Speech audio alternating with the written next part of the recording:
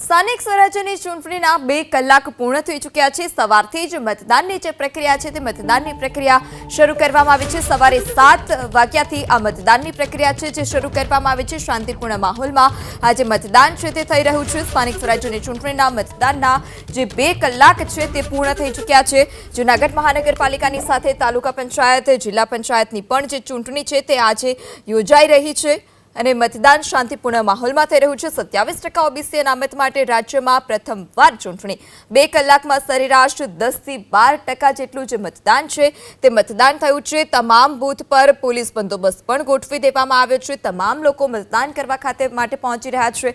વૃદ્ધો પણ પોતાના મતાધિકારનો ઉપયોગ કરવા માટે મતદાન મથક ખાતે પહોંચી રહ્યા છે।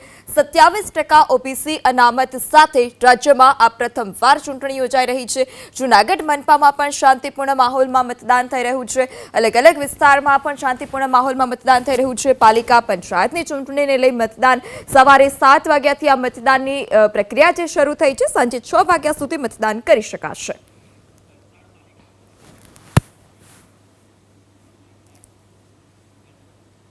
આગળ વાત કરીએ તો વલસાડ પાલિકામાં મતદાનની ગુપ્તતા તોડવાનો એક હીન પ્રયાસ કરવામાં આવ્યો।